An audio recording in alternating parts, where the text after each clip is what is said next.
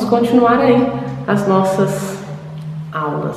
Vamos começar a falar agora, vamos refletir sobre as relações sistêmicas.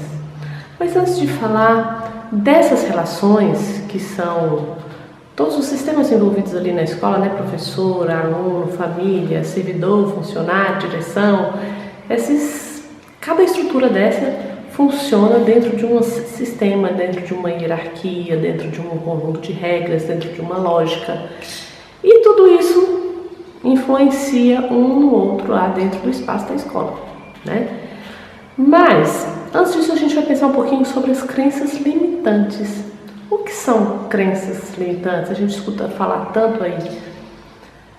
As crenças que nos limitam, aquelas que nos engessam, que paralisam, que colocam uma verdade absoluta e aí em cima dessa verdade você é capaz de discordar, de pensar diferente, é capaz de achar uma alternativa, porque aquilo ali é uma construção tão verdadeira e tão significativa para você, para mim ou para o coletivo, que a gente não consegue transpor aquilo ali, não consegue sair, é como se a gente estivesse preso e a gente não consegue vislumbrar alternativas. Nós temos crenças limitantes que foram construídas aí desde a nossa infância, né? As pessoas bondosas não vão ter o reino dos céus e não podem ter aí um recurso financeiro, né? Então, assim, tem muito desses conceitos que ficam lá, escondidinhos, mas a gente se boicota diante deles. Então, tem conceitos relativos a finanças, a vida amorosa, afetiva, temos crenças limitantes relativas à alimentação, temos crenças limitantes relativas à criação dos nossos filhos e também temos crenças limitantes relativas ao nosso espaço escolar. Se a gente parar para observar, se colocar no lugar de observador, a gente vai ver e vai perceber como a fala dos professores dentro da escola, da comunidade escolar, é sempre a mesma. Ela se repete, as soluções são sempre as mesmas. Não é à toa que a escola ela vem caminhando em passos muito lentos para poder ter uma transformação, né? Em função dessas crenças. Porque a gente tem um modelo de escola arcaico, a gente tem um modelo de escola que foi elaborado lá no século XIX, onde a gente tinha esse formato, né, de fábrica, de sirene, de carteiras uma atrás das outras, de uniforme. Então, e para a gente poder pensar um pouquinho diferente de tudo isso, uma estratégia de aprendizagem diferente de tudo isso, é bastante complexo em função de tudo aquilo que a gente já estudou aí, das crenças que a gente vai construindo ao longo da vida e também em função dessas crenças coletivas que também atuam e influenciam tudo que a gente pensa e tudo que a gente é. Bom, quais são essas crenças da escola? Eu quero que você faça agora a análise de um caso e coloque para mim não, pense aí para você. Pode anotar se você quiser, para ficar mais estruturado, para você elaborar melhor o seu pensamento. Anota o que é que você percebe na situação dessa criança, né? O que você consegue vislumbrar, por que ela não está aprendendo, quais são as alternativas, né, de solução. Então, olhe e escreva aquilo que vem primeiro na sua mente. As respostas a crença limitante é aquilo que pula, que salta na sua cabeça antes de qualquer pensamento racional, tá bom? Então vamos pensar juntos. João é um aluno do terceiro ano do ensino fundamental e tem 11 anos de idade, retido pela terceira vez. É filho de um casal de pais separados. Sua mãe trabalha o dia inteiro e não acompanha, né? Não tem tempo de acompanhar as atividades escolares do filho. João não consegue ler e escrever adequadamente. Ele tem se mostrado um pouco interessado nas atividades escolares.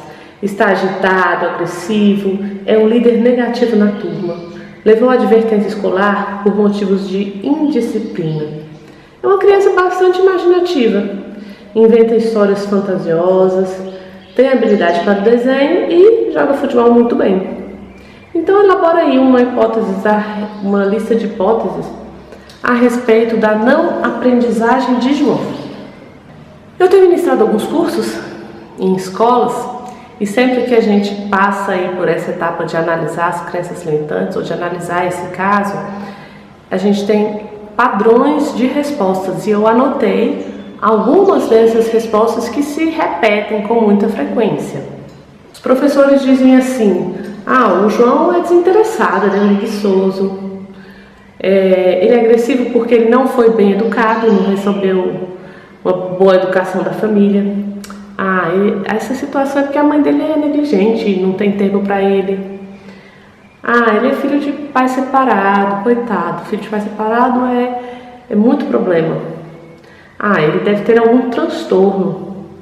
Tem professores que chegam a dizer assim: não vai dar boa coisa não, esse menino aí não tem boa índole, não vai dar muito boa coisa não.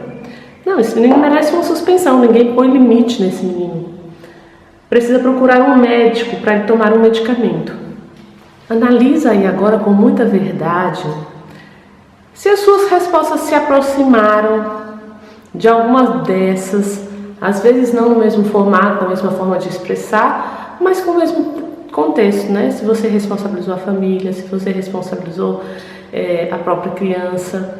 Então pensa aí, se as suas respostas foram similares a essas outras que eu vou colocar para você agora.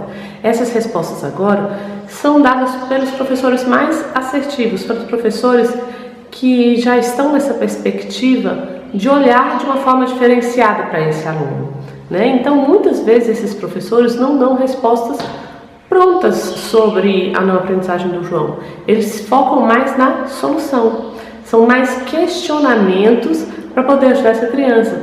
Então o professor mais assertivo ele pensa da seguinte forma: quais são as estratégias utilizadas em sala de aula com esse aluno? O que ele é capaz de fazer com propriedade? Qual o maior interesse dele e as suas habilidades? De que forma as habilidades desse aluno podem favorecer a sua aprendizagem? Como que eu posso agir para estimular a liderança positiva? Observem a diferença do contexto. E eu percebo isso muito claramente nos conselhos de classe. Eu participo de quase todos os conselhos de classe na escola, então eu percebo muito e analiso muito a fala dos professores, sem julgamentos, é claro. Mas perceba que alguns professores ficam muito presos nas justificativas. E essas justificativas, elas congelam. Se eu penso assim, esse menino, ele tem dificuldade porque a mãe dele é negligente, não tem uma boa família. Se eu penso assim, o que eu vou poder fazer para contribuir? Nada. Porque é uma realidade onde eu não alcanço, onde eu não posso interferir. Então aí dá um certo conforto para o professor, porque tira a responsabilidade de mim. E deposita essa responsabilidade na família, deposita essa responsabilidade na própria criança, no transtorno.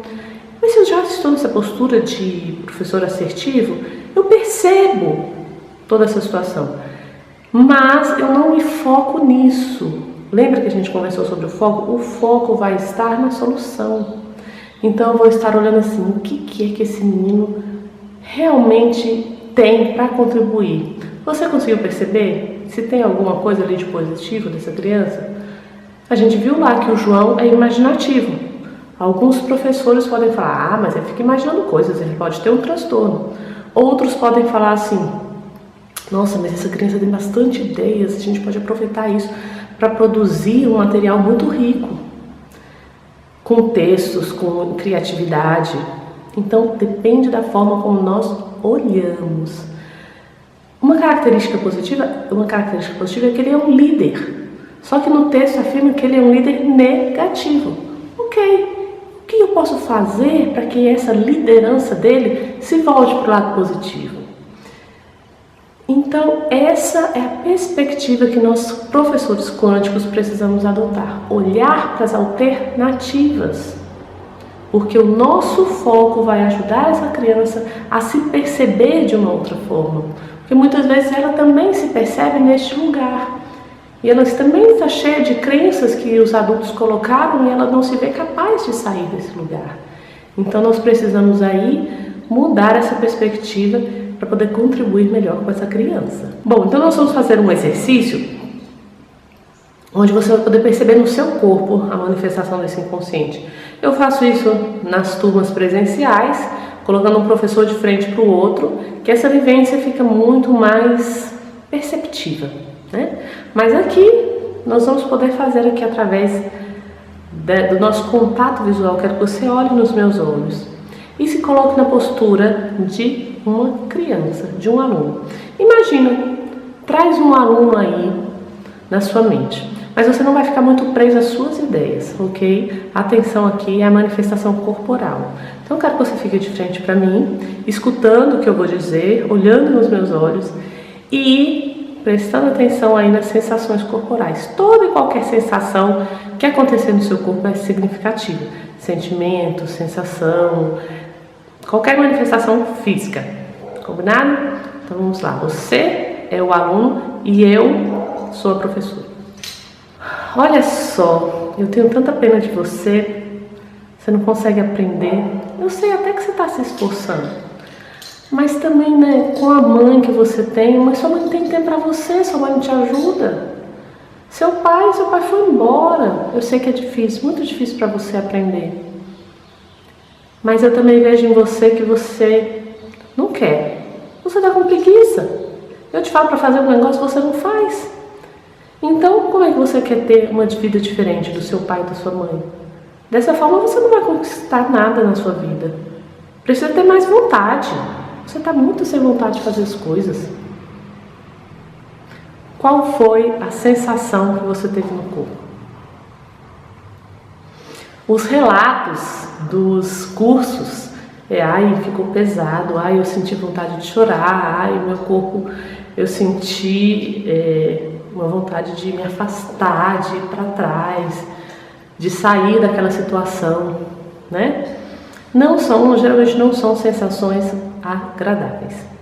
Então agora eu vou colocar um outro discurso e você vai continuar conectado comigo. Você continua sendo aluno, eu sou a professora e você vai perceber aí como é que seu corpo reage. Olha nos meus olhos.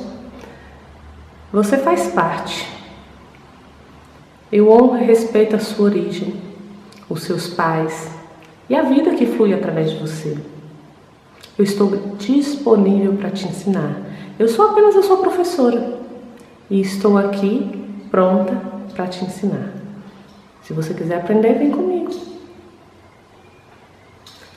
Qual foi a sensação interna? Provavelmente foi uma sensação mais leve, não é? Então, quando a gente concorda com aquela criança, quando a gente respeita a origem dela, quando a gente se coloca disponível apenas no lugar de professor e não está querendo invadir aí, querer resolver a vida familiar daquela criança, a criança faz assim, ó, ela relaxa, ela se desarma e ela se abre para aprender. Por que isso acontece? Bom, muitos estudos já foram elaborados aí nesta percepção dessas leis. O que atua aí são as leis do amor, que foram definidas por Bert Helling. Ele percebeu que muitas relações estabelecidas na escola, elas são movimentadas por leis ocultas. E nós vamos, na próxima aula, ver aí que leis ocultas são essas.